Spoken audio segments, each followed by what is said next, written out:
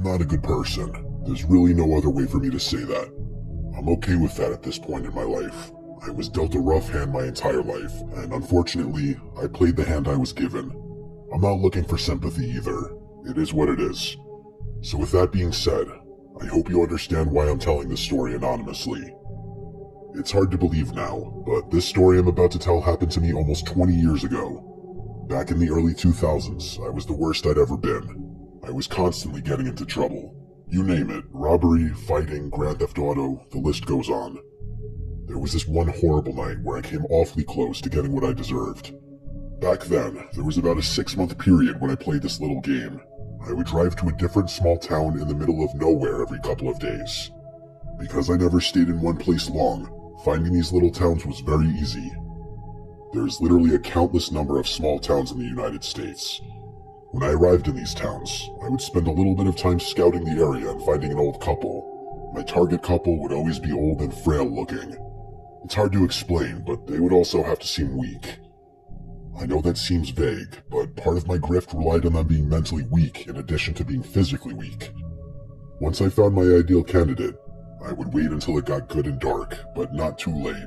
Usually around 9 p.m. was my go time. That's when I would frantically show up on these old people's doorsteps begging for help. I would point to my car in the road and claim that it died. I would have some flimsy excuse, like my wife was in the hospital about to give birth, and I needed a phone immediately to call for help. Once the old folks would invite me inside, I would tie them up and rob them blind. I'd never steal anything sentimental, and I just did my absolute best not to hurt the old people. Harming them was never part of the game. I just wanted to rob them. Now that you all know how much of a trash bag of a human being that I was, I'll tell you about the night when this little game almost ended my life. It started just like all the others. I found my targets and got ready for the robbery. I pulled my car in front of the house a little after 9 p.m. I planned on telling the old couple my usual line, that my wife was pregnant and the car died. Sadly, this line worked every time. The location is important in this story, so I'll try to describe it the best I can. The house was basically the only house on this road. I think the next closest house was about a 3-minute drive. The front of the house was basically on the road. There wasn't much of a driveway. They had one old pickup truck, but that was parked on the side of the house in the grass. Behind the house were woods as far as you can see. Knowing the area was an important part of my grift because if things went south, I needed to know what the best way out could be. Since this house didn't really have much of a front yard or driveway, my escape plan was an easy one. At least I thought it would be. I put on my game face and ran to the door. I started knocking and screaming for help. An old woman answered the door. She didn't look scared or concerned in the slightest. With almost no sense of urgency, she asked what the problem was. I started frantically explaining that my wife was in the hospital about to give birth to our first child and my car broke down. I needed to call someone for help. The woman smiled. It was a rough smile. There weren't many teeth. She grabbed my shoulder and told me to come in. The woman's demeanor was giving me pause. Usually the people I'm robbing at this point are freaking out and trying to help any way they can, but not this woman. She cheerfully guided me in and told me to stand in the living room, which was the room just right at the front door. In a creepy voice, she told me not to worry and that I'll be okay. It was right then that this giant man walked into the room. I'm exaggerating a bit when I say giant, but he was huge. I would guess well over 6 feet tall and easily 400 pounds. He had a bushy black beard that stuck out from his face about 3 inches, but the two most notable things about this large man were that he was holding a hunting rifle in his hand, and he was not old. This man couldn't have been more than 25 or maybe 30 years old. Younger people were not as susceptible to my game, so this was a major oversight on my part. The woman spoke up and told me that this was her son, and he'd go out and take a look at my car. Before I could even get a word out, she shouted Hank at the top of her lungs. She started telling me that her husband Hank is in the other room, and he'd for sure help me. She continued yelling for Hank, and at the same time, her son went outside. I started to panic a bit because her son would clearly see that my car is fine, and I didn't think just rushing out was the best idea since he was walking around with that rifle in his hands. Hank limped into the living room where I was standing, and then he just stared at me. The old woman said something about helping me, and Hank just mumbled something under his breath. This is when I noticed the smell. Everything happened so fast once I got to the door that I didn't realize the smell inside the house was bad.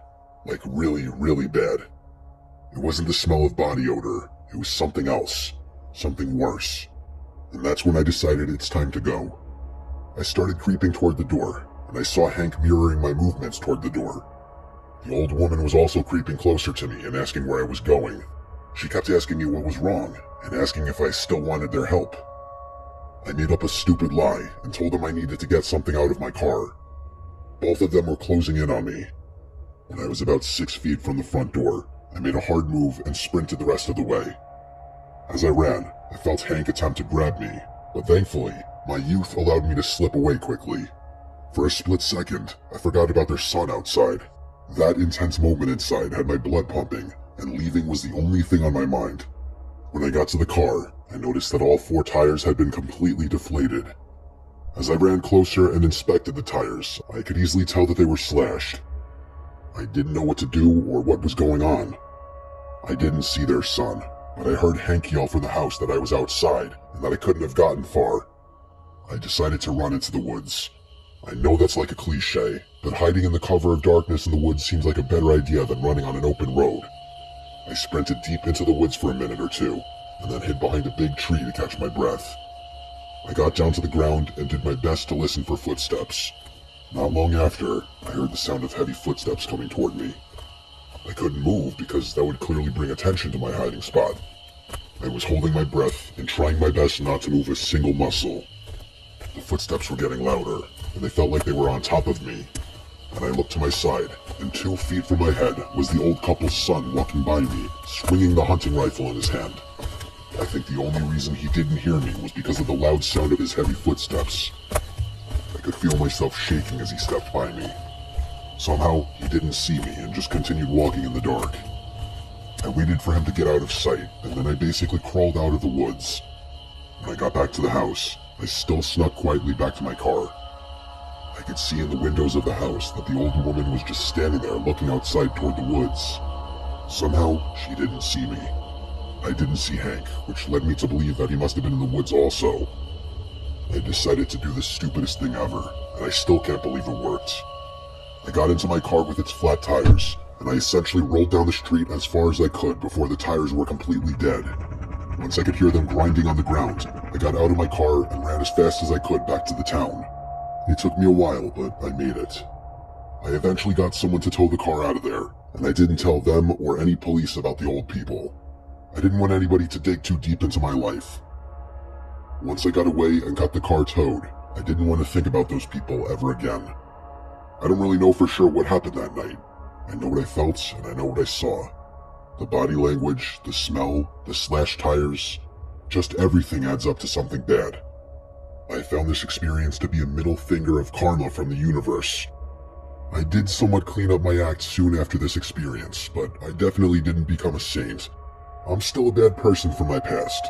I'm just not as bad as I used to be, and I do feel regretful and remorseful for a lot of what I've done. Honestly though, I think whatever those people were up to was far worse than whatever I was out there doing.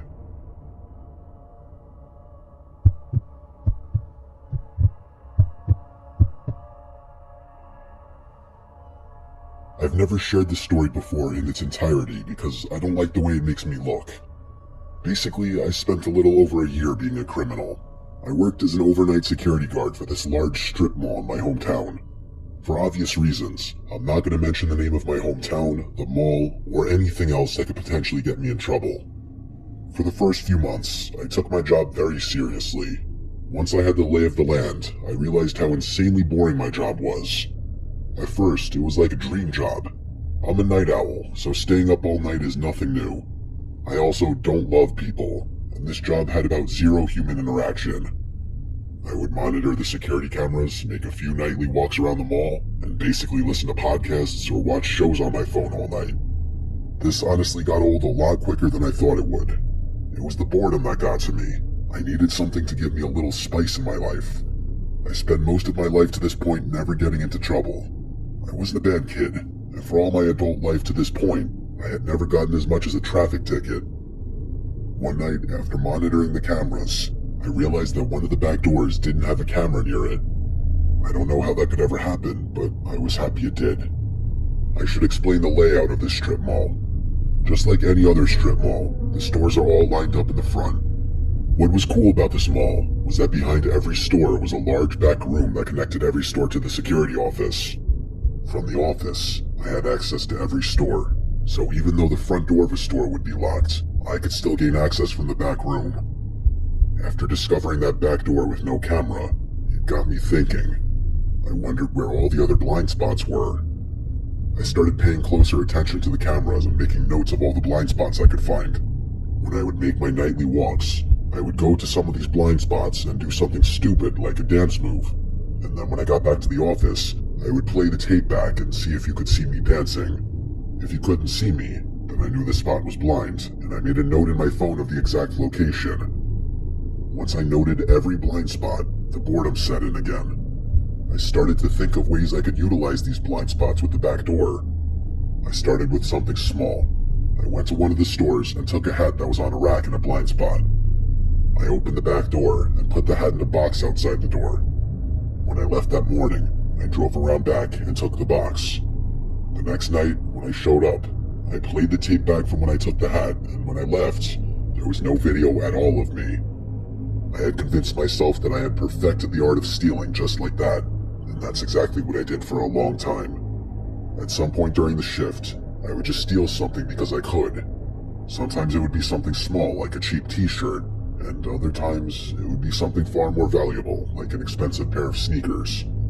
I realized that these stores obviously have inventory, so I was careful and methodical with what I stole. I apologize for the long setup, but I think it's necessary to understand my job and what I was doing at this job for full context.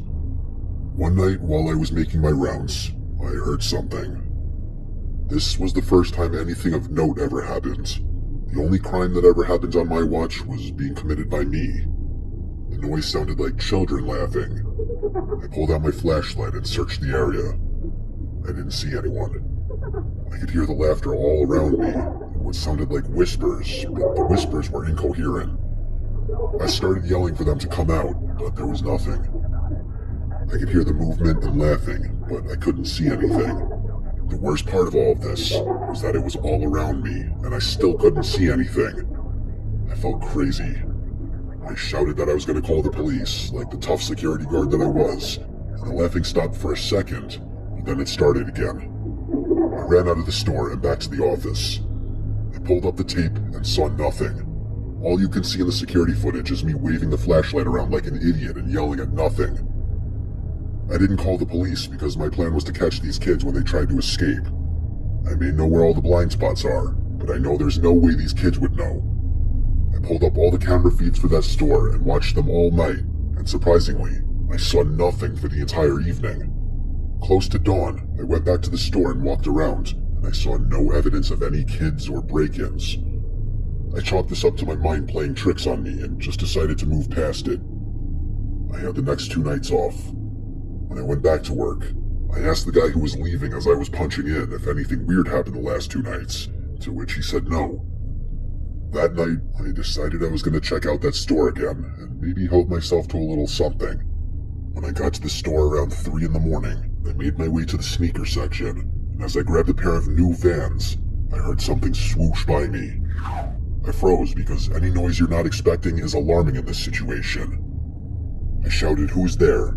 but the only response I got was the taunting laughter again. I ran out of the aisle, still holding onto the Vans in my hands. Once again, I was shining the flashlight all over the store, and again, I didn't see anything. I was shouting and moving around erratically. I was still holding the sneakers in one hand and holding the flashlight with the other as I aggressively walked through the store. I made my way to one of the corners of the store, and then I saw something move in the corner of my eye. I looked down the aisle to my left, and I shouted. I saw a small figure come out from the back of the aisle and wave at me. I tried shining my flashlight, but they were too far away. It just looked like a dark shadow. I told them to stay there, and I started to run towards them. I took my eyes off the shadow for 1 second, and they were gone. I started running around that area like a crazy person shouting, but I couldn't see them again. I could still hear the laughter and running all around me though. Then I heard one of the voices, clear as can be, say my full name. I had about enough at that point. I wanted no part of being in the store anymore. I ran back to the security office. I didn't even realize through all this confusion, I still had the vans in my hand. I set them down in the office and told myself I would bring them back in the morning. Right now, I just wanted to pull up the footage and catch whoever these kids were that were messing with me. I watched every second of the feed, and not once can you see anything other than me running around.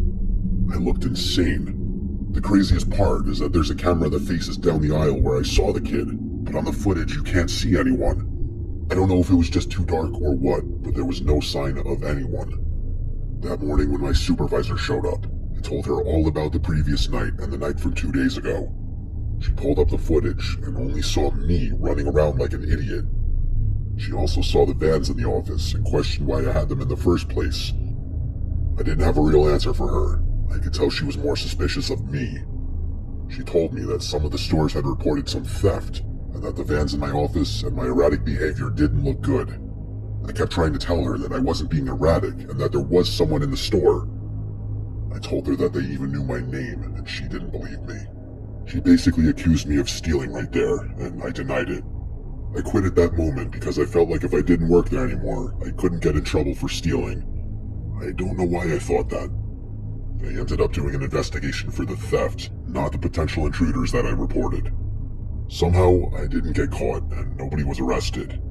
When I think about this experience, I think that maybe I'm crazy and that I was seeing things that weren't there.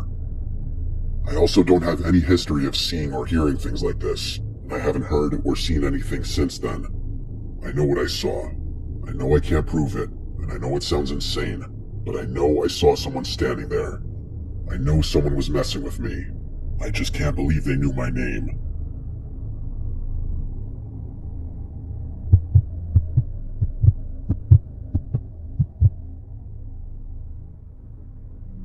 Dear Mr. Nightmare, I've been watching your videos for many years now. Some of the stories you've narrated have reminded me of myself and something I've done in the past. I'm not proud of it, but I think it would be interesting for your viewers to hear a story from the quote, bad guy's perspective. For that reason, I'll obviously choose to stay anonymous. So, I wouldn't say I was a bad person before this. I mostly kept to myself, went to class, did what I had to do, and went home. I've always been socially awkward, and I didn't really have friends, but it never bothered me that much because that was normal to me in my school days. And then one day, I got paired with a girl for a presentation in one of my classes. I'll call her Emily. She was normal and easy to talk to, the kind of person who made group work enjoyable. The first time we met up in the library, we went over the outline for about an hour, but I found myself paying attention to things that had nothing to do with the project. Small things about her and the way she talked and wrote.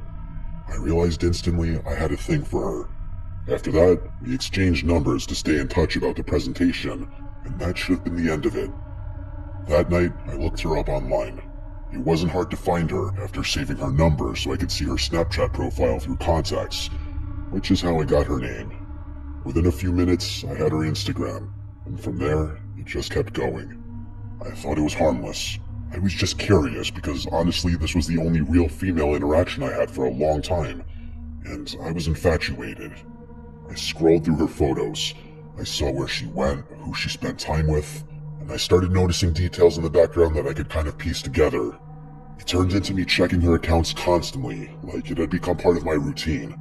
Within a few days, I had a pretty good idea of what neighborhood she lived in. I took things too far when I looked up how to find someone's address with their phone number, and I realized how easy it is.